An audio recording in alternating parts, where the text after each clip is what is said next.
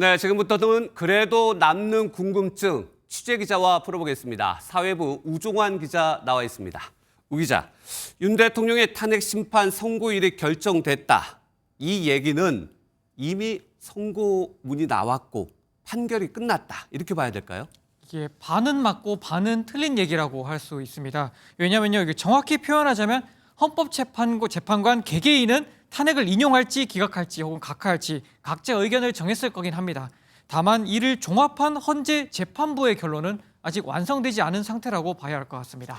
그렇다면 재판관들은 결론을 냈는데 종합이 안 됐고 서로 공유가 안 된 상태다. 그래서 서로 모른다. 이렇게 봐야 되나요? 네, 그렇습니다. 그 평의의 마지막 단계인 평결 전까지는 재판관들도 서로 누가 어떤 의견인지 정확히 알 수 없다고 합니다.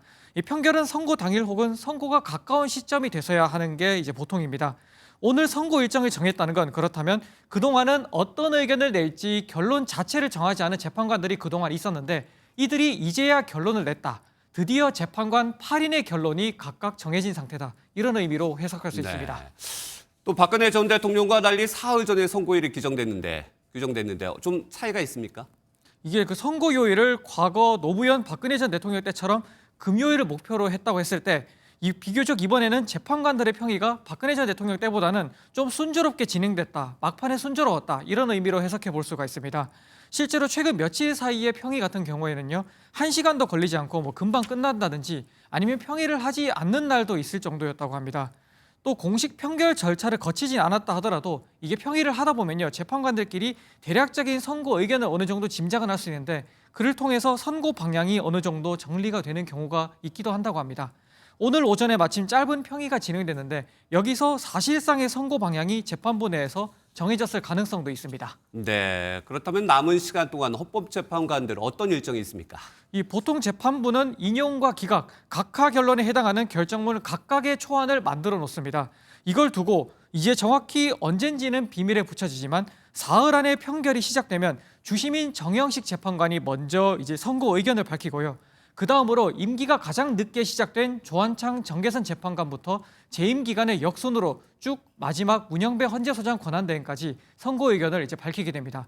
그럼 모두 밝히게 되면은 그때부터 여기서 몇 대 몇 이런 결정이 나오게 되는 겁니다.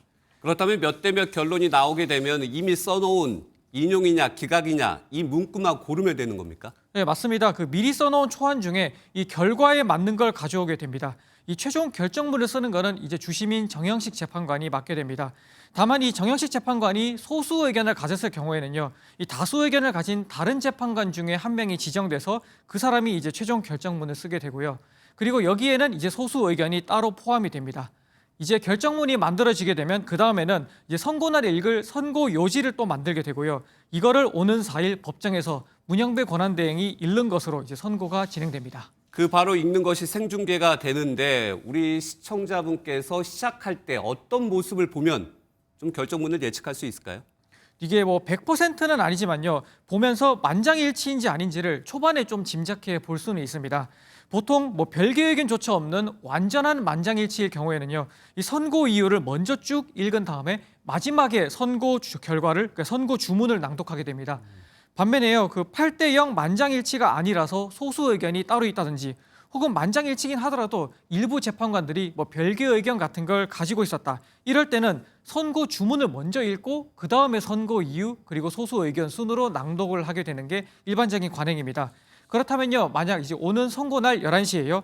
문영배 대행이 바로 선고 주문부터 읽는다. 네. 그렇게 되면은 결과부터 일단 바로 알 수 있게 되고 뒤에 소수 의견이 오겠구나. 이렇게 이제 추측을 해보실 수가 있겠고요.